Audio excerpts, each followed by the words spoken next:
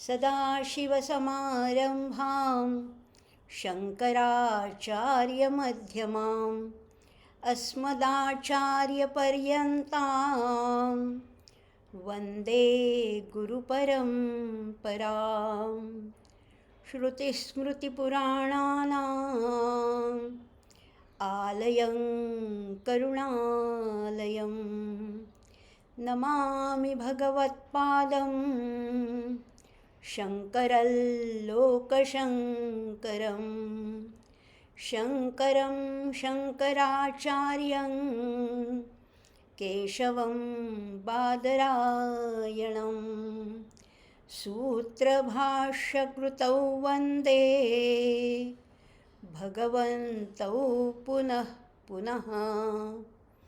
वागर्थाविव सम्पृक्तौ वागर्थप्रतिपत्तये जगतः पितरं वन्दे पार्वती परमेश्वरौ। जपाकुसुमसङ्काशौ मदघूर्णितलोचनौ जगतः पितरं वन्दे भैरवी भैरवात्मकौ। असं सर्वांना वंदन केलं आहे. विघ्नहर्त्या गजाननाला सर्वप्रथम वंदन केलेलं आहे. आपलं कोणतंही काम निर्विघ्नपणे पार पडावं अशी आपली साहजिकच इच्छा असते. त्यामुळे पहिलं वंदन विघ्नहर्त्या गजाननाला केलं आहे. दुसरं वंदन सद्गुरूंना केलं आहे. असे सद्गुरू की ज्यांनी आमच्या जीवनातला अज्ञानरूपी अंधकार नाहीसा केला आणि आमच्या जीवनामध्ये ज्ञानाचा प्रकाश फुलवला, अशा सद्गुरूंना. नुकतीच आता गुरुपौर्णिमा होऊन गेली आहे. त्यामुळे प्रत्येक ठिकाणी जागोजागी आपापल्या गुरूंना वंदन करण्याची आपल्याकडे परिपाठ आहे. परंतु वस्तुतः ही आहे व्यास पौर्णिमा. जगद्गुरू व्यास आहेत. त्यामुळे व्यासांना वंदन हे खरा हा महत्त्वाचा भाग आहे. पण इथे या निमित्ताने माझे सद्गुरू समर्थ रामदास स्वामी यांना वंदन करते. अर्थातच शंकराचार्य हेही जगद्गुरू आद्य शंकराचार्य हे गुरूंचे गुरु आहेत आणि म्हणून त्यांनाही वंदन करत आहे. आपण सगळेसुद्धा माझे गुरुरूपानीच, श्रोते जरी असला तरी गुरुरूपानीच आहात. कारण वक्ता तो वक्तानो हे श्रोते विणं, आणि आपल्यामध्ये सुद्धा अनेक जाणकार, विद्वान, रसिक असे श्रोते आहेत. त्यामुळे आपणा सर्वांना वंदन करते आहे. पुढचं वंदन मी या परंपरेला केलेलं आहे. ज्ञानाची जी परंपरा आहे, जी सदाशिवांपासून सुरू झालेली आहे, ज्याचा मध्यभागी आचार्य शंकराचार्य आहेत आणि जी आमच्या गुरूंपर्यंत येऊन पोचली, अशा परंपरेला वंदन केलेलं आहे.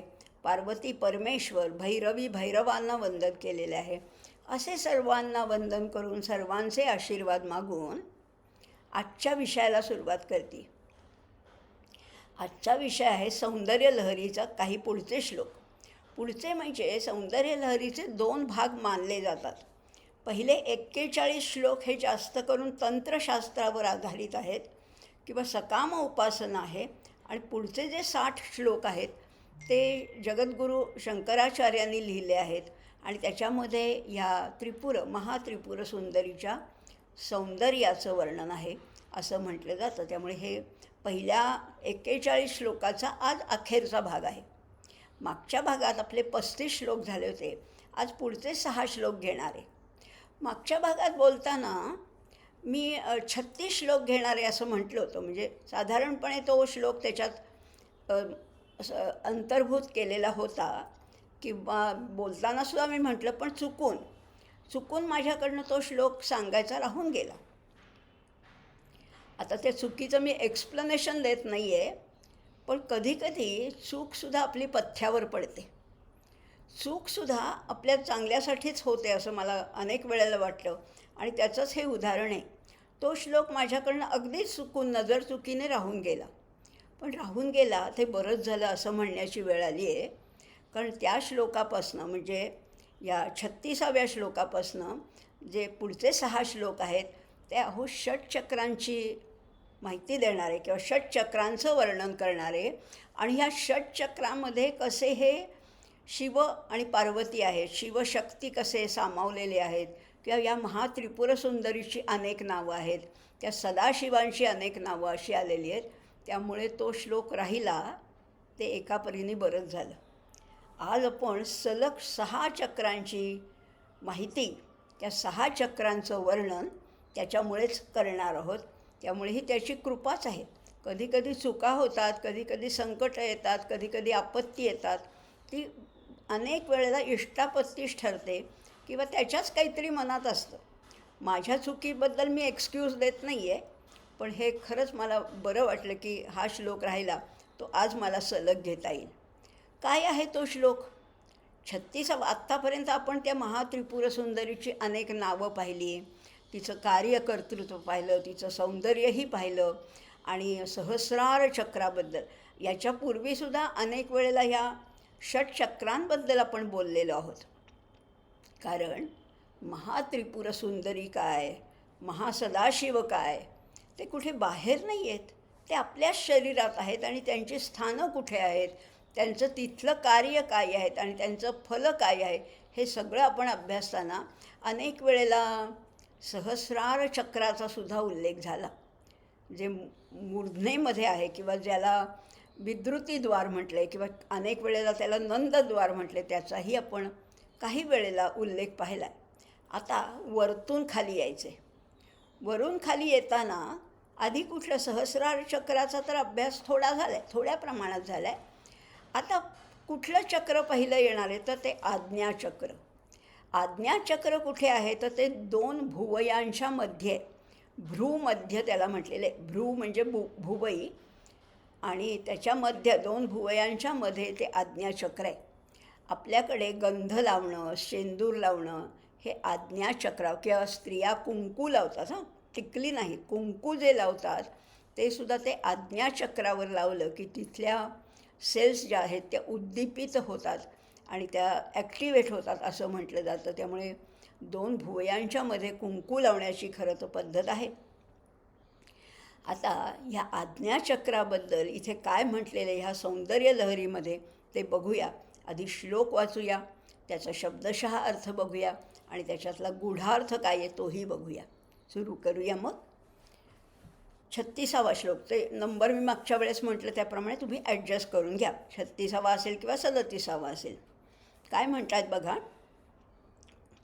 तवाज्ञाचक्रस्थं तपन शशिकोटिद्युतिधरं परं शंभुं वन्दे परिमिलितपार्श्वं परचिता यमाराध्यन् भक्त्या रविशिशुचिनामं विषये निरालोके लोके निवसते हि भालोकभवने. तवाज्ञाचक्रस्थं. तव आज्ञाचक्रस्थ. स्थ म्हणजे असलेलं. आता काय म्हटलेलं आहे आधी अर्थ साधा बघूया आणि मग तिथे तो महात्रिपुरसुंदरीला कसा लागू होतो आहे ते बघूया. अर्थ असा आहे, हे भगवती, तुझ्या आज्ञाचक्रात असलेल्या कोटिशः सूर्य चंद्र अग्नी यांचं तेज धारण करणाऱ्या आणि पराचित शक्तीशी ज्यांचा पार्श्वभाग एकरूप झाला आहे अशा त्या शंभूला मी वंदन करत आहे. त्यांचे भक्तीने जो आराधन करतो त्याला काय काय प्राप्त होतं? तर सूर्य, चंद्र, अग्नी हे जिथे पोहोचूसुद्धा शकत नाहीत आणि तरीही जो लोक स्वयंप्रकाशित आहे अशा लोकांमध्ये तो वास करतो. आता बघा, हा झाला साधा अर्थ, शब्दशः अर्थ आहे. तवाज्ञाचक्रस्थम, तुझ्या आज्ञाचक्रामध्ये कोण वास करतं? तपन, शशी, कोटिद्युतधरम. तपन म्हणजे सूर्य, शशी म्हणजे चंद्र आणि द्युत कोटिद्युतधरम म्हणजे इथे अग्नीचं आहे. परम शंभूम वंदे, त्या परम अशा शंभूला मी वंदन करत आहे. परिमिलित पार्श्वभाग पार्श्वम परचिता असं म्हटलेलं आहे. यमाराध्यन भक्त्या, ज्याची भक्तीने आराधना केली असताना काय होतं? रवी शशी शुचीनाम अविषये, रवी शशी आणि अग्नी ह्यांचा जो अविषय किंवा हे जिथे प्रवेश करू शकत नाही अशा त्या निरालोके लोके निवसतीही भालोक भवने. पण तरीसुद्धा जो लोक अतिशय प्रकाशमान आहे, अतिशय तेजस्वी आहे, अशा लोकांमध्ये तो वास करतो असं त्याचं वर्णन केलेलं आहे. आता बघूया आणखीन ह्याच्याबद्दल. हे तर साधं शब्दशः झाला. ज्यांना थोडासा संस्कृतचा अभ्यास येतो आहे त्यांना हा अर्थ कळण्यासारखा आहे, पण एवढाच अर्थ नाही आहे. ह्याच्यातल्या काही मुद्दे अजून स्पष्ट झालेले नाही आहेत. अर्थ जरी कळला तरी काही मुद्दे अजून स्पष्ट झालेले नाही आहेत. ते आता बघूया. काय म्हटलेलं आहे? हे आई जगज्जननी, माझ्या शरीरातली जी मूलाधार आदी 6 चक्र आहेत. आता याच्या पुढच्या 6 श्लोकामध्ये 6 चक्रांचं वर्णन आहे. या 6ही चक्रांची अधिष्ठात्री देवता कोण आहेस? तर तूच आहेस.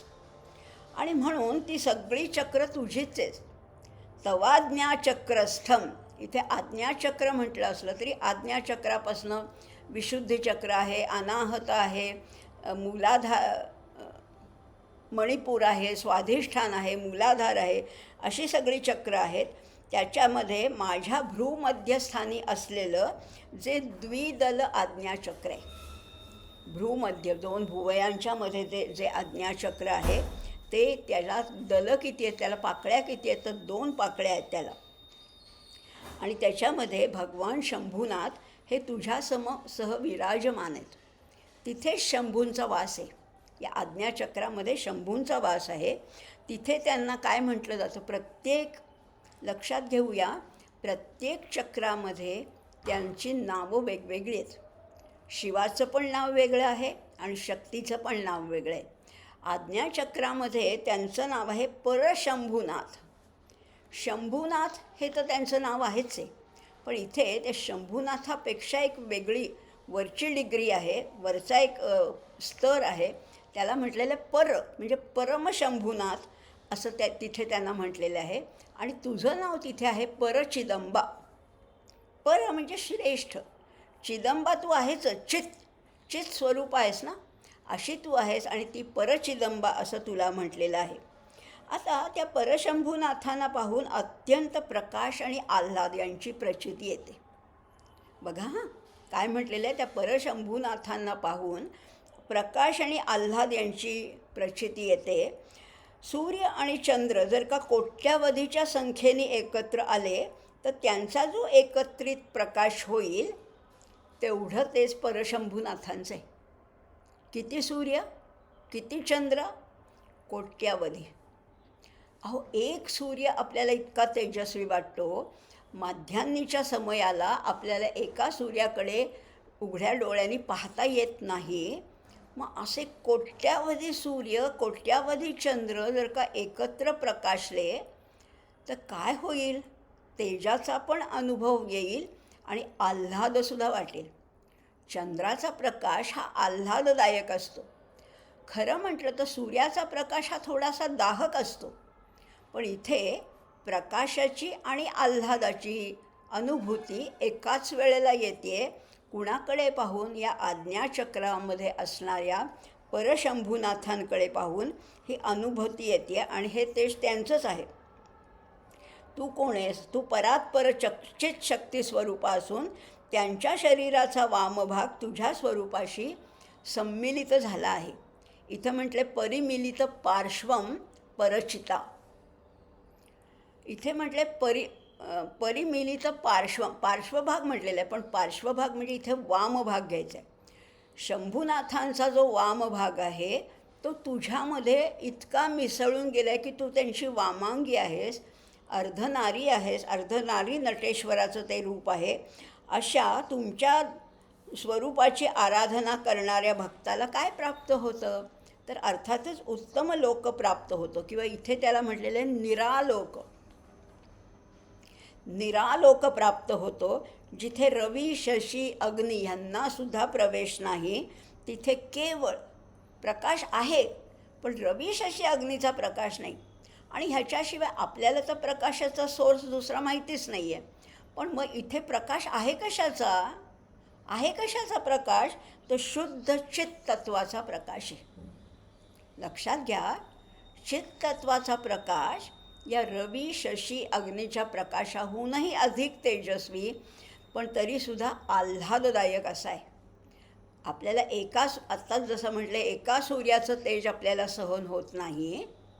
जसं गीतेमध्ये म्हटलं होतं ना, दिवे सूर्य सहस्रस्य भवेद्युगपदुत्थिता यदि भासदृशी सा स्यात् भासस्तस्य महात्मनः.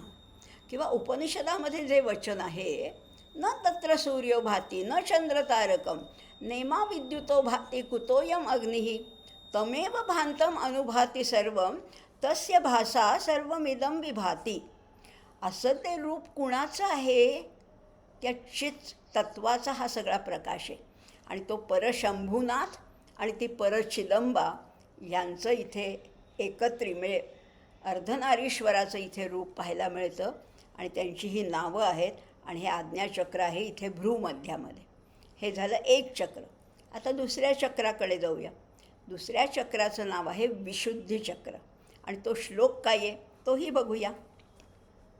श्लोक असा आहे, विशुद्धौ ते शुद्ध स्फटिक विशदं व्योमजनकं शिवं सेवे देवी मपि शिवसमानव्यवसितां ययोः कान्त्यायान्त्याः शशिकिरणसारूप्य सरणेः विधूतान्तर्ध्वान्ता विलसति चकोरीव जगती. विशुद्धौ ते शुद्धस. हे आई जगज्जननी पुन्हा पुन्हा तिला म्हटलेलं आहे, तू कशी आहेस? आता हे विशुद्धी चक्र आहे ते कंठामध्ये, बरं का. आज्ञाचक्र भ्रूमध्यामध्ये होतं, आता विशुद्धी चक्र कंठामध्ये. आई जगज्जननी कंठस्थानी असलेल्या या षोडश दलात्मक, याला दल किती आहेत, पाकळ्या किती आहेत? 16 पाकळ्या आहेत. आज्ञाचक्रामधल्या ज्या कमळाला होत्या 2च पाकळ्या, याला आहेत 16 पाकळ्या. आणि अशा षोडश दल कमलाच्या विशुद्ध चक्राची अधिष्ठात्री देवता कोण आहे? तूच आहेस. बरं, इथलं स्वरूप कसं आहे? नावातच कळते विशुद्धी चक्र आहे. शुद्ध स्फटिकाप्रमाणे स्वच्छ असं भगवान सदाशिव ह्या व्योमतत्वाचे जनक आहेत. लक्षात घेऊया, हे व्योमतत्व, हे आकाश. व्योम म्हणजे आकाश. इथे आकाश तत्व आहे. आणि आकाश हे सीमारहित आहे, याला मर्यादा नाही. आकाश अतिशय व्यापक आहे आणि अतिशय स्थूल आहे. आकाशतत्व हे आत्मतत्वापासून अभिव्यक्त झालेलं आहे. लक्षात घेऊया. आणखीन थोडासा समजून घेण्याचा हा तत्त्वज्ञानाचा भाग आहे. आत्मतत्व फारच व्यापक आहे, पण त्याच्या खालोखाल आपल्या कल्पनेपुरतं, आपल्या कल्पनेच्या मर्यादेत बसणारं असं आकाशतत्व आहे. वस्तुतः आपण आकाशाची सुद्धा कल्पना करू शकत नाही. आपल्याला जे दृष्टीला दिसतं आकाश, जिथपर्यंत आपली दृष्टी जाते तिथपर्यंत आपण त्याला क्षितिज म्हणतो. आकाश आपल्या कवेत किंवा आपल्या दृष्टीत सामावणारच नाही आहे, कारण आकाश हे विशाल आहे. आणि आकाशापेक्षा विशाल, आकाशापेक्षा व्यापक, आकाशापेक्षा सूक्ष्म काय आहे? तर ते आत्मतत्व आहे. आकाशालासुद्धा त्यांनी कवेत घेतलेलं आहे, असं ते आत्मतत्व आहे. आणि म्हणून या आत्मतत्वापासून पहिली अभिव्यक्ती काय आहे? तर ती आकाशाची आहे. विशुद्ध चक्रामध्ये इथे परम सदाशिवांना काय म्हटलेलं आहे? व्योमेश्वर म्हटलेलं आहे. मागच्या श्लोकात लक्षात घ्या, प्रत्येक चक्र प्रत्येक चक्राचं स्थान आणि प्रत्येक चक्रामध्ये स्थित असलेल्या विराजमान असणाऱ्या त्या शिवशक्तीची नावं पण वेगवेगळी आहेत. इथे विशुद्ध चक्रामध्ये आकाशतत्व असल्यामुळे तिथे त्या शिवाला म्हटलेलं आहे व्योमेश्वर. व्योमेश्वर म्हणजे आकाशाचे ईश्वर आहेत ते. आणि तू कोण आहेस तर तू व्योमेश्वरी आहेस. बघा आपण किती नावं पाहतोय. मागच्या वेळेसच मी म्हटलं रुद्र रुद्राणी, मृड मृडानी, शिव शिवानी. आता इथे परम मागच्या ह्याच्यात परशंभूनाथ म्हटलं होतं आणि परचिदंबा तिला म्हटलं होतं. अशी अनेक नावं आहेत. आता इथे ते व्योमेश्वर आहेत आणि ही व्योमेश्वरी आहे. बघा आता आणखीन समजून घेऊया आपण. शंकराप्रमाणे उत्पत्ती, स्थिती, लय, निग्रह, अनुग्रह ही कामं तू त्यांची कामं आपल्याकडे घेतलेली आहेस. किती सुंदर कल्पना आहे ना. शंभूची कामं ह्या शक्तीने आपल्याकडे काही घेतलेली आहेत. फलप्राप्ती काय आहे ह्याची आराधना केल्यावर काय प्राप्त होणार आहे बघूया. चंद्राप्रमाणे शीतल प्रकाश आणि आल्हाद देण्याचा स्वभाव असणारी तुम्हा दोघांची जी कांती आहे ती भक्तांच्या अंतःकरणात प्रसरण पाहू लागली की त्याच्या अंतःकरणातला जो अज्ञानरूपी घोर अंधकार आहे तो पूर्ण नाहीसा होतो आणि त्याचं अंतःकरण अधिकाधिक निर्मळ होतं. आता ही वरची स्टेज आहे बरं का. आता भौतिक गोष्टी तर खूपच मागे पडल्या आहेत. आता इच्छा काय आहे तर अंतःकरण निर्मळ होऊ देत. खूप मल साचलेला असतो आपल्या अंतःकरणात. भौतिक गोष्टींचा, देहबुद्धीचा, खूप अज्ञानाचा खूप मल साठला आहे. खरं म्हटलं तर आता प्राप्ती कशाची व्हायला हवी तर निर्मल अंतःकरणाची प्राप्ती व्हायला पाहिजे. आणि हे निर्मल अंतःकरण केव्हा मिळेल? या विशुद्धी चक्रात असणाऱ्या या व्योमेश्वर आणि या व्योमेश्वरीची आराधना केल्यानंतर हळूहळू तो अज्ञानाचा अंधकार दूर होतो आणि अंतःकरण निर्मल होत जातं, असं त्याचं वर्णन केलेलं आहे. आणि काय म्हटलेलं आहे बघा. ययोकांत्या यांत्या शशिकिरण सारूप्य सरणेः विधूतांतर्ध्वांता. काय म्हटलेलं आहे? ध्वांता म्हणजे त्याचा अंधकाराचा नाश होतो. आणि विलसती चकोरीव जगती. आता इथे एक उपमा दिली आहे बरं का. अतिशय सुरेख उपमा दिली आहे. चकोराची कांता बरं का. चकोरी इथे शब्द वापरला आहे चकोरी. चकोरी म्हणजे चकोराची पत्नी, त्याची कांता. ती जशी चंद्राकडे पाहून, चंद्राच्या प्रकाशाकडे पाहून आनंदित होते तसे तुझे भक्तसुद्धा तुम्हा उभयतांकडे पाहून अतिशय आनंदी होतात. अशी कवी कल्पना आहे की चकोर पक्षी फक्त चंद्रप्रकाशाचं सेवन करून त्याचा निर्वाह करत असतो. ही चकोरीला जसा चंद्राचा उदय झाल्यावर जसा आनंद होतो तसा भक्तांना तुम्हा दोघांकडे पाहून अतिशय आनंद होतो. आणि जशी जशी त्यांची भक्तीची पातळी वाढत जाते, स्तर उंचावत जातो, तसतसं त्यांचं अंतःकरण निर्मळ होत जातं. फार सुंदर उपमा दिलेली आहे विशुद्ध चक्राला. हा पुढचा श्लोक झाला. आता त्याच्या पुढचं कुठलं चक्र आहे ते बघूया. ते आहे अनाहत चक्र. अनाहत चक्र. अनाहत चक्र या शब्दाचाच अर्थ फार गोड आहे. अनाहत कशाचाही आहत नाही आहे. कशाचंही दोन गोष्टींचं एकमेकावर घर्षण नाही आहे, स्पर्शसुद्धा नाही. असं हे अनाहत चक्र आहे तरी कुठे तर ते आहे हृदयात.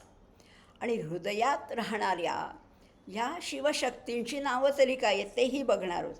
आधी श्लोक बघूया, अर्थ बघूया आणि मग गूढार्थाकडे वळूया. श्लोक असा आहे. समुन्मीलत् संवित् कमलमकरन्दैकरसकं भजे हंसद्वन्द्वं किमपि महतां मानसचरं यदालापादष्टा दशगुणितविद्यापरिणतिः यदा दत्ते दोषात् गुणमखिलमद्भ्यपय इव. इतकं सुंदर वर्णन आहे ना. या शिवशक्तींचा संवाद चाललेला आहे तिथे. आणि या संवादातनं काय निर्माण होतं हे ह्याच्यात सांगितलेलं आहे. शिवशक्ती जगताचे माता पिता आहेतच आणि त्यांना जगत कल्याणाची म्हणजे चिंता आहे किंवा त्याचा सगळा भार त्यांनी वाहिलेला आहे. आणि त्यांच्या साध्या संवादातनं सुद्धा काय काय मिळतं आहे आपल्याला ते बघूया. समुन्मीलन संवित कमल मकरंदैक रसिकम. हे आई जगज्जननी, माझ्या हृदयाच्या सान्निध्यात असलेलं हे जे अनाहत चक्र आहे हेही तुझंच आहे. खरंच बघा, या कशावर तरी माझी मालकी आहे का, माझ्या हातात आहे का? यापैकी एकही गोष्ट माझ्या हातात नाही. षटचक्र माझीच आहेत असं मी म्हणत जरी असले तरी ही षटचक्र कशी कार्यान्वित व्हायची, ती कधीच कशी चांगली चालू राहावीत किंवा कधी ती बंद पडतील, ह्याच्यापैकी एकही गोष्ट माझ्या हातात नाही आहे. याचं सगळं श्रेय तिला देऊन टाकलेलं आहे. हे जगज्जननी, तुझाच वास आहे या अनाहत चक्रामध्ये, हे तुझंच आहे. आणि हे तुझंच आहे म्हणताना आणखीन एक सुंदर शब्द वापरला आहे.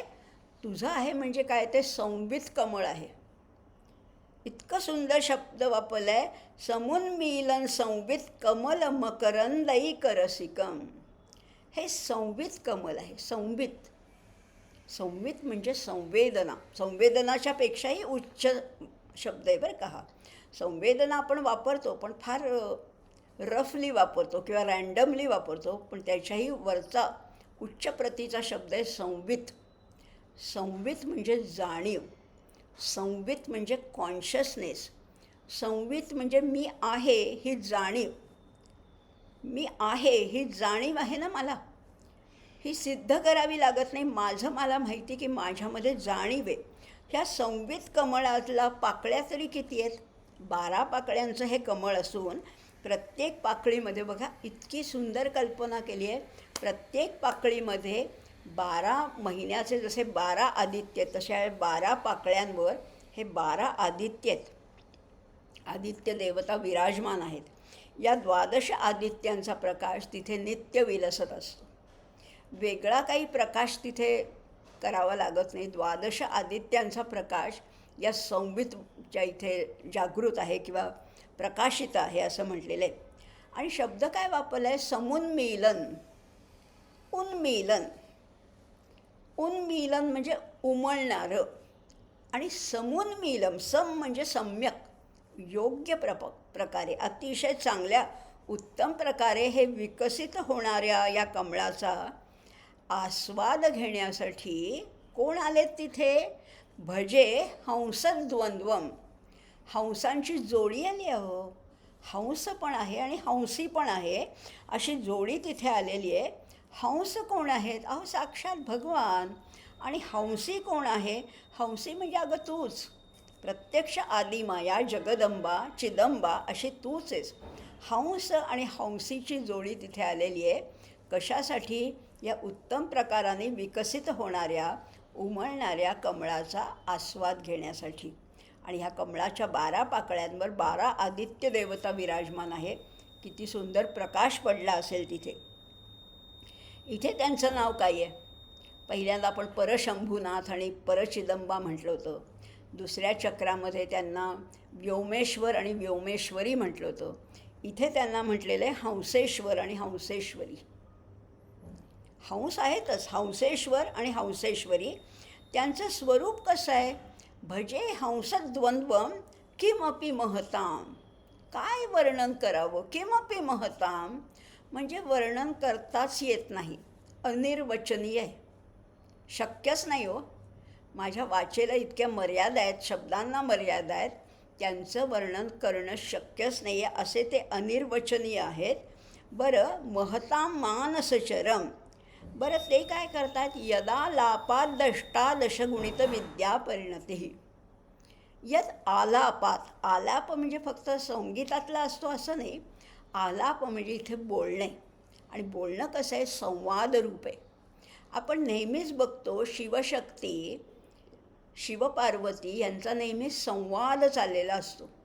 संवाद कशाबद्दल असतो? या जगाच्या कल्याणाविषयी, या जीवांच्या जीवांचं कल्याण व्हावं अशी त्यांना हे लागलेली आहे. आता या संवादातून काय झालं? यदा लापात शब्द समजून घ्या, 3ऱ्या चरणामध्ये आहे. यत आलापात अष्टादश गुणित विद्या. अष्टादश म्हणजे 18 विद्या परिणत झालेल्या आहेत. बघा, साधं बोलणं नाही हो, हे काही हवा पाण्याच्या गप्पा किंवा सांसारिक गप्पा नाही आहेत. हा संवाद आहे. या नुसत्या संवादातनं 18 विद्यांचा विकास झालेला आहे. 18 विद्या यांच्या संवादातनं बाहेर पडलेल्या आहेत. या 18 विद्या कोणत्या आम्हाला नाही माहिती. आम्हाला काय ते 14 विद्या आणि 64 कला वगैरे माहिती आहेत. पण 18 विद्या म्हणजे नेमक्या काय तर बघूया आपण. 4 वेद आहेत: ऋग्वेद, यजुर्वेद, सामवेद आणि अथर्ववेद. हे 4 वेद त्यांच्या संवादातनं बाहेर पडले. 4 आहेत ते उपवेद आहेत. उपवेद कोणते तर आयुर्वेद आहे, धनुर्वेद आहे, गांधर्व वेद आहे आणि स्थापत्य वेद आहेत. हे 4 स्थापत्यवेद किंवा शिल्पशास्त्र ज्याला म्हटलं जातं, हाही एक प्रकारचा वेदच आहे. हे उपवेद आहेत. 4 प्रमुख वेद, 4 उपवेद म्हणजे झाले 8. 6 आहेत ती वेदांग आहेत. वेदाची अंग आहेत, षडंग त्याला म्हणतात. ही कुठली आहेत तर शिक्षा आहे, कल्प आहे, व्याकरण आहे, निरुक्त आहे, ज्योतिष आहे आणि छंद आहेत. ही 6 अंग ही वेदांची अंग आहेत. ह्याच्याबद्दल आपण पूर्वी बोललो आहे, त्यामुळे आत्ता बोलत नाही त्याच्याबद्दल. पण अतिशय वेदांचा अभ्यास करताना या षडांगाने अभ्यास करायचा असतो. अशी ही 6 म्हणजे पहिले 8 होते, ही 6 14 झाले. आणि 4 काय आहेत तर पूर्वमीमांसा, उत्तरमीमांसा, न्यायशास्त्र, पुराण आणि धर्मशास्त्र. हे 4 आहेत. म्हणजे 14 आणि 4 18. अशा या 18 विद्या केवळ या शिव म्हणजे परमशंभू आणि ही जगत महात्रिपुर सुंदरी यांच्या संवादातनं निर्माण झाल्या आहेत. यदा लापादष्टा दशगुणित विद्या परिणती यदा दत्ते दोषात गुणमखिलमभ्य पय इव. आता आपण एरवीसुद्धा नीर क्षीर विवेक असं म्हणतो. एरवीसुद्धा आपण म्हणतो ना, व्यवहारातसुद्धा म्हणतो की नीर क्षीर म्हणजे काय घ्यायचं आणि काय टाकायचं हे कळायला पाहिजे.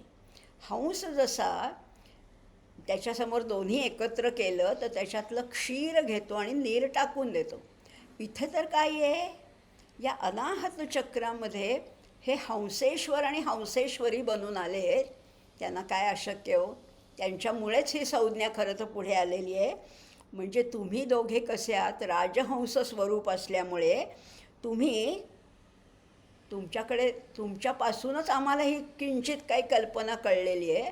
तुम्ही काय करता, भक्तजनांच्या गुणदोषांचं पृथक्करण करता, दोष दूर सारता आणि गुण ग्रहण करता. केवढी वेगळी कल्पना आहे, फार सुंदर कल्पना आहे की तुम्ही भक्तजनांच्यासुद्धा दोषांना दूर सारता आणि त्यांच्या गुणांचं ग्रहण करता. किंवा शंकरांनीसुद्धा अगदी पूर्वी पुराण कथेमध्ये जर का आपण बघितलं तर शंकरांनीसुद्धा तापदायक विष कंठात धारण केलं आणि आल्हाददायक चंद्र मात्र मस्तकी धारण करून सगळ्या जगताला शीतल असा आल्हाददायक प्रकाश दिला. काय कल्पना आहे. विष आपल्याकडे ठेवलं आणि जगाच्या कल्याणासाठी चंद्र दिलेला आहे. अशा तुम्हा दोघांना मी वंदन करतो, अशा तुम्हाला वंदन करतो. असं हे अनाहत चक्राचं वर्णन आहे. आज्ञाचक्र पाहिलं, विशुद्धी चक्र पाहिलं, अनाहत चक्र पाहिलं. आता पुढे जाऊया. पुढे आहे स्वाधिष्ठान चक्र. ते कुठे आहे ते नाभीपाशी आहे. आणि या नाभीपाशी असलेल्या या चक्रामध्ये राहणाऱ्या या शिवशक्तींना नावं तरी काय तेही बघणार आहोत. पण तत्पूर्वी आपण श्लोक बघूया काय आहे. तव स्वाधिष्ठाने हुतवहमधिष्ठाय निरतं तमीडे संवर्तं जननी महतीं च समयां यदा लोके लोकान् दहति महति क्रोधकलिले दयार्द्राया दृष्टिः शिशिरमुपचारं रचयति. स्वाधिष्ठान चक्र नाभीपाशी बरं का. अर्थ बघूया. हे आई जगज्जननी, माझ्या देहातील स्वाधिष्ठान चक्र देखील तुझंच आहे. आता प्रत्येक वेळे हे वाक्य तर पहिलं येणारच आहे. हे चक्र आहे हे तुझंच आहे. तूच त्याची अधिष्ठात्री देवता आहेस. या स्वाधिष्ठान चक्रातील अग्नितत्वाच्या ठिकाणी भगवान सदाशिव आहेत आणि त्यांचं तिथे नाव आहे संवर्ताग्नी. संवर्ताग्नी असं तिथे त्यांचं नाव आहे. या संवर्ताग्नीच्या रूपाने भगवान सदाशिव निरंतर तन्मयतेने तिथे वास्तव्य करतात. काय शब्द वापरला आहे? तव स्वाधिष्ठाने हुतवह मधिष्ठाय निरतम. हुतवह म्हणजे अग्नी तिथे अधिष्ठित आहे. निरतम कधी थोड्या वेळापुरता नाही, सदैव. तमीळे संवर्तम. अशा त्या संवर्ताग्नीला मी त्यांची स्तुती करतो, त्यांना वंदन करतो असं म्हटलेलं आहे. आणि जननी महतीम तामच समयाम. आणि त्यांच्या वामभागी तू समयांबा किंवा समया देवी या नावाने विराजमान आहेस. तिचं नाव इथे समयांबा आहे, लक्षात घ्या. ते आहेत संवर्ताग्नी आणि ती आहे समयांबा किंवा समया देवी या नावाने विराजमान आहे. अशा तुम्हा दोघांना मी स्तुती करतो आहे. ईडे शब्द वापरला आहे. तमीळे. तमीळे ईड धातू आहे. ईड धातू म्हणजे स्तुती करणे, ॲडोरेबल. अगदी आपल्या आत्ताच्या भाषेत सांगायचं झालं तर तुम्हाला मी तुमची स्तुती करतो आहे, तुम्हाला वंदन करतो आहे. तमीड्यम किंवा भगवद्गीतेमध्ये सुद्धा हा शब्द आलेला आहे. किंवा अहो याच्याहीपेक्षा अगदी ऋग्वेदातली पहिलीच जी ऋचा आहे त्याच्यामध्ये असंच म्हटलेलं आहे, अग्निमिळे पुरोहितम. अग्निमिळे, अग्निम इळे म्हटलेलं आहे. तर तो ळ आहे तो ळचा ळ झालेला आहे. अग्निमिळे म्हणजे अग्निमिळे, त्या अग्नीला पहिल्यांदा वंदन केलेलं आहे. इथे सुद्धा म्हणलेलं आहे तमिळे कुणाची? संवर्तम. आणि कुणाला? जननी महतीम तामच समयाम. त्या समयांबेला मी वंदन करत आहे. आता अर्थ समजावून घ्या आणखीन याच्यात. यदा लोके लोकान दहती महती क्रोधक कलिले. आता प्रलय होतो ना, जेव्हा संहार होतो, प्रलयाग्नीमध्ये संहारकाळी जेव्हा प्रक्षोभ होतो त्यावेळी हे आई तुझी दयार्द्र दृष्टी जी आहे ना ती भक्तजनांना शीतोपचार करत असते.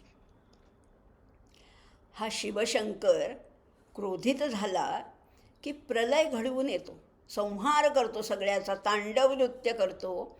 मग तेव्हा तो रागवला आहे, त्याच्यामुळे ही सगळी जनता, सगळी जी लोक आहेत ती भयभीत झाली आहे, त्या क्रोधाग्नीमध्ये होरपळून निघत आहेत. तेव्हा तू काय करतेस? तू शीतोपचार करतेस. तू तुझी जी दयार्द्र दृष्टी आहे ना त्याच्यामुळे त्यांना थंडावा देतेस, आल्हाद देतेस, अशी तू आहेस. त्यामुळे भक्तजनांना काय होतं, त्याचा तितका त्रास होत नाही. संवर्ताग्नी आहेच आहे, तो भयंकर आहे. तो क्रुद्ध झाल्यावर तर दहती महती क्रोध कलिले. त्या क्रोधाच्या अग्नीमध्ये सगळं जग अगदी जळून निघतं आहे, होरपळून निघतं आहे. तेव्हा तू काय करतेस? थोडी त्याची इंटेन्सिटी कमी करतेस. त्यांच्या क्रोधाची, त्या अग्नीची दाहकता तू थोडीशी कमी करतेस. कशामुळे? तुझ्या दयार्द्र दृष्टीमुळे. अगदी व्यवहारातलंच वाटतंय नाही का? तुमच्या ओळखीचंच उदाहरण आहे की वडील समजा संतापी असले, वडील खूप चिडले, अगदी मुलं त्यांच्या धाकात आहेत, तेव्हा आई जरा त्या मुलांना पदराआड घेते आणि मग त्या वडिलांना समजावून सांगते की असं नाही अहो, असंच घडलं आहे. तेव्हा मग त्यांच्या क्रोधाचा पारा थोडा कमी होतो. अगदी व्यवहारातलंच आहे ना उदाहरण. आई वडील मध्ये एकाने जरा शांत राहावं लागतं, एक जण चिडला की. इथे तेच घडलेलं आहे, कारण हे जगताचे माता पिता आहेत. हे कुणी साधे शंकर पार्वती नाही आहेत, हे जगताचे माता पिता आहेत. त्यामुळे पित्याने क्रोधाग्नी धारण केल्यानंतर आईला शीतल व्हावंच लागतं. आणि तशी तू झाली आहेस. कशाने? वेगळं काही करत नाही आहेस, दयार्द्रा दृष्टींते. दयार्द्रा या दृष्टी शिशिरमुपचारम रचयती. तू त्यांच्यावर उपचार करतेस. म्हणजे काय करते? बघा, अग्नी एरवी दाहक वाटत असेल, पण जेव्हा थंडीच्या दिवसामध्ये आपण शेकोटी पेटवतो किंवा थोड्या उष्णतेपाशी बसतो तेव्हा बरं वाटतं ना. म्हणजे तोच अग्नी जो दाहक आहे तो कधीकधी हवाहवासा वाटतो. मग आता इथे म्हटलेलं आहे की भक्तजनांना काय वाटतं, थंडीच्या दिवसात शेकोटी जवळ बसून जसं शेकावं त्याप्रमाणे या अग्नीच्या ज्वाळा त्यांना सुखकारक वाटतात. काय कल्पना केली आहे हो, काय कल्पना आहे. अग्नी दाहक आहे पण तसाच तो कधीकधी हवाहवासा वाटतो. थंडीच्या दिवसात ती शेकोटी, ती ऊब, ती उष्णता हवीशी वाटते आणि म्हणून आपण तिथे जाऊन बसतो मुद्दाम. त्या ज्वाळा हव्याशा वाटतात. मग इथे हिच्या शीतोपचारामुळे त्याचं क्रोधाग्नी तितकासा तापदायक होत नाही, उलट तो बरा वाटतो असं म्हटलेलं आहे. आणि अशी सदाशिवांशी अभिन्न असणारी, सदाशिवांशी तू एकरूपच आहेस, अशी सर्वश्रेष्ठ अशी तू समयांबा, तूच पराशक्ती आहेस. आणि मी तुझं भक्तिपूर्वक पुन्हा पुन्हा स्तवन करतो. ईडे शब्द इतके गोड वापरलेत ना. अशी तू समयांबा आहेस किंवा समयेश्वरी तिला म्हटलेलं आहे. अशी ही 4 चक्र आपण पाहिली: आज्ञाचक्र, विशुद्धीचक्र, अनाहत चक्र आणि स्वाधिष्ठान चक्र. आता कुठलं आहे? मणिपूर चक्र आणि मूलाधार चक्र, अशा 2 चक्राबद्दल आणखीन माहिती घेऊया. मणिपूर चक्रामध्ये तर काय आहे बघा. आता श्लोक आधी वाचूया. तटित्वंतं भक्त्या तिमिरपरिपंथे स्फुरणया स्फुरन्नारत्ना भरणपरिणद्धेन्द्रधनुषं तव श्यामं मेघं कमपि मणिपूरैकशरणं निषेवे वर्षन्तं हरमिहिरतप्तत्रिभुवनम्. आता कुठलं वर्णन आहे बघा.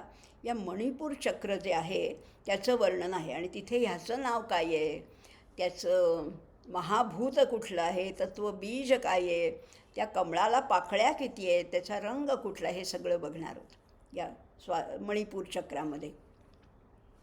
असं म्हटलेलं आहे, हे आई जगज्जननी, माझ्या देहातील मणिपूर चक्र हे तुझंच चक्र आहे. तिथे भगवान सदाशिव कोणत्या रूपाने वास्तव्य करतात? मेघेश्वर. मेघेश्वर हे त्यांचं रूप आहे.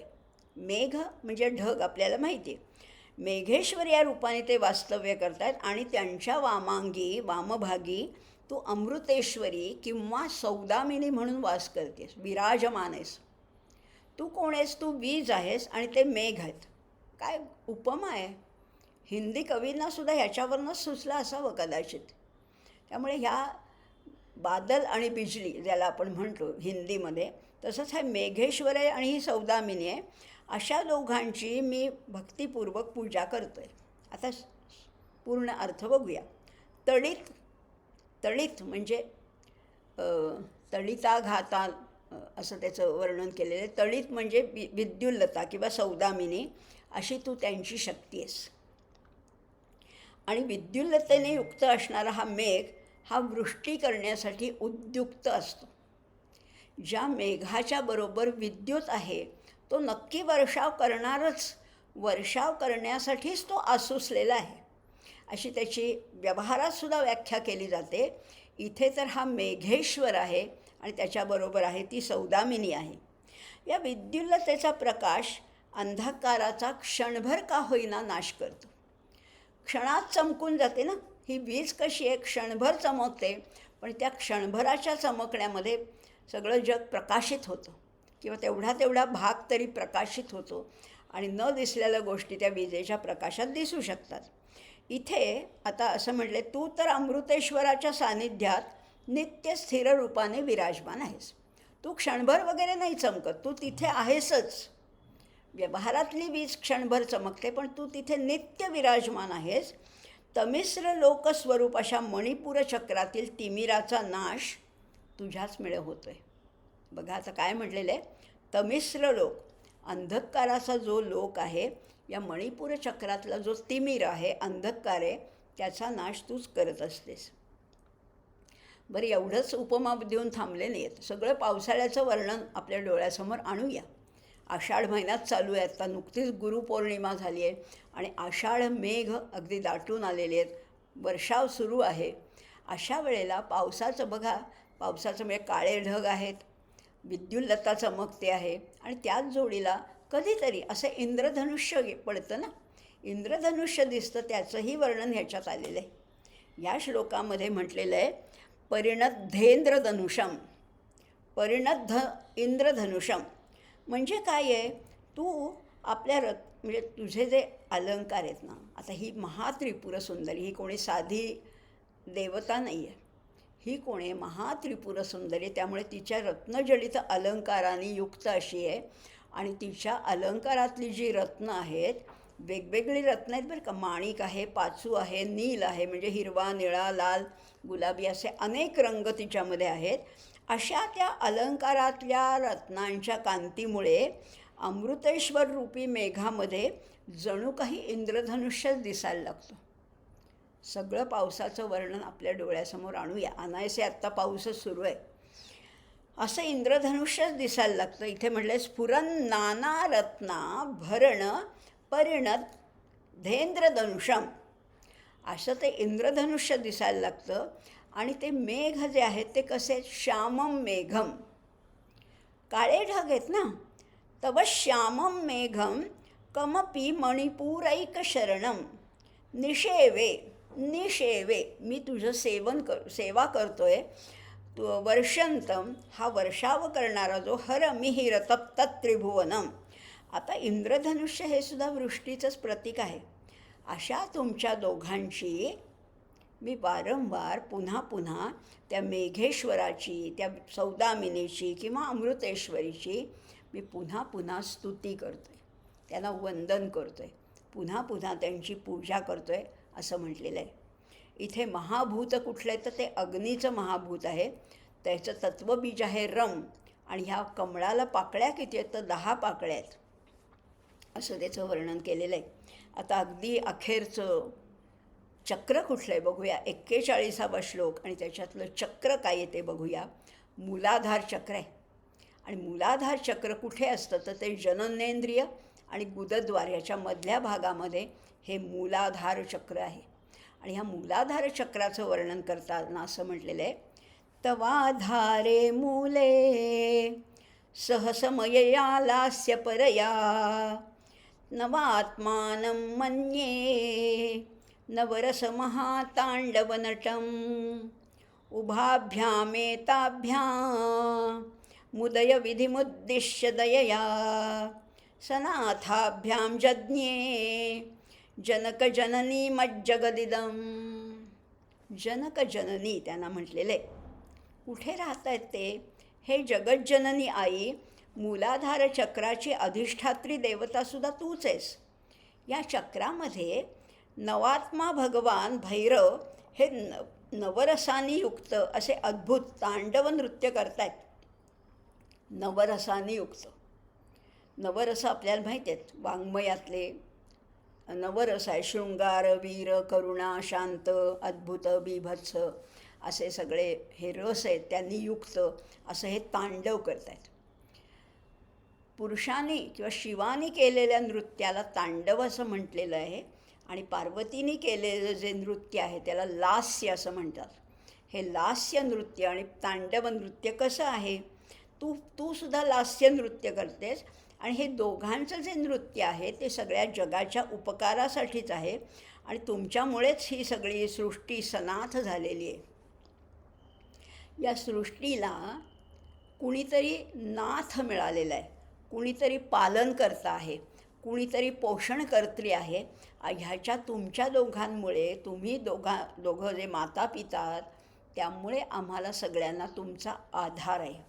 ही सगळी सृष्टी तुमच्यामुळे सनाथ झालेली आहे. आणि अशा ह्या मूलाधार चक्राचं महाभूत कुठलं आहे तर ते पृथ्वी तत्व आहे, आधार तत्व आहे. तत्वबीज आहे त्याचं ते लम आहे. या मूलाधार चक्राच्या जे कमळ आहे त्याच्यामध्ये 4 पाकळ्या आहेत आणि वर्ण आहे तो रक्तवर्ण आहे. अशा ह्या आपण षटचक्रांचा अभ्यास केला. तर ह्याचं नाव मात्र इथे आलेलं नाही आहे. त्या पुस्तकामध्ये ज्याच्यावरनं मी अभ्यास करते त्याच्यामध्ये या दोघांची नावं आलेली नाहीत. पण ह्या 5 चक्रामध्ये आपण त्यांची नावं आणि सगळाच त्याचा अभ्यास केला. ह्या षटचक्रांमध्ये शेवटी वास्तव्य त्यांचंच आहे. त्यांच्यामुळेच ही सगळी चक्र ॲक्टिव्हेट होत आहेत. याच्यात आपलं कर्तृत्व काही नाही, अशा ह्या महात्रिपुर सुंदरीने कसं आपल्याला तारलेलं आहे.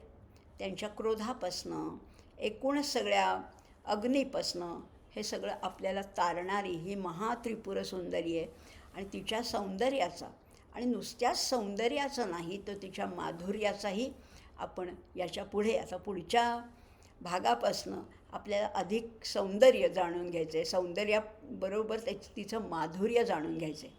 कारण सौंदर्य हा डोळ्याचा विषय आहे, चक्षुचा विषय आहे, आणि माधुर्य हा रसनेचा विषय आहे. त्यामुळे ही दोन्ही प्रकारे ही सौंदर्य आहे, ही मधुरा पण आहे, आणि त्याचा अभ्यास आपण पुढच्या भागापासून अधिक सखोल करणार आहोत. कारण हे आत्तापर्यंत होतं त्याच्यामध्ये काय तंत्रशास्त्र होतं. आता पुढेही आहे, नाही असं नाही आहे, पण त्याचा आपण थोड्या वेगळ्या अंगाने अभ्यास करूया. 42व्या श्लोकापासून 101 श्लोक आहेत, म्हणजे साधारण 60 श्लोक आपण अभ्यासणार आहोत. त्याच्या पुढे दर भागामध्ये साधारण 5-6 श्लोक आपले होत आहेत. तसं केलं तरी अजून काही भाग लागतील. बघूया, आपण त्यांच्यावरच सोपवूया.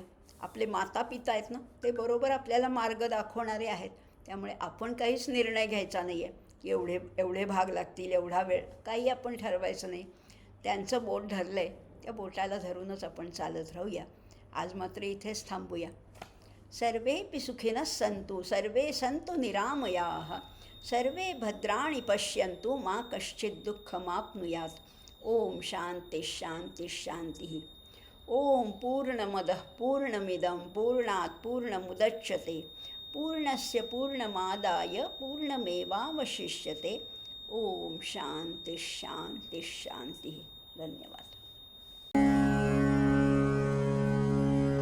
विशुद्धौ ते शुद्धस्फटिकविशदं व्योमजनकं शिवं सेवे देवीमपि शिवसमानव्यवसितां. ययोः कान्त्यायान्त्याः शशिकिरणसारूप्यसरणे विधूर्तान् त्वन्द्वार्ता विलसति चकोरीव जगति.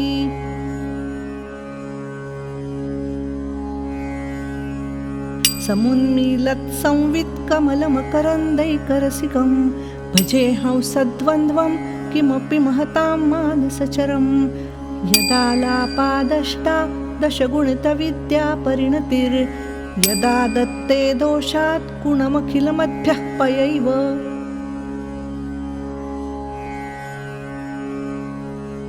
तव स्वाधिष्ठाने हुतवहमधिष्ठाय निरतं समीडे संवर्तं जननि महतीं तां च समयां. यदा लोके लोकान् दहति महति क्रोधकलिते दयार्दाया दृष्टिः शिशिरमुपचारं रचयति. त्वटित्वन्तं भक्त्या तिमिरपरिपन्थी स्फुरणया स्फुरन्नानारत्ना पर्णपरिणद्धेन्द्रधनुषं. तव श्यामं मेघं कमपि मणिपूरैकशरणं निषेवे वर्षन्तं हरमिहर तप्तं त्रिभुवनम्.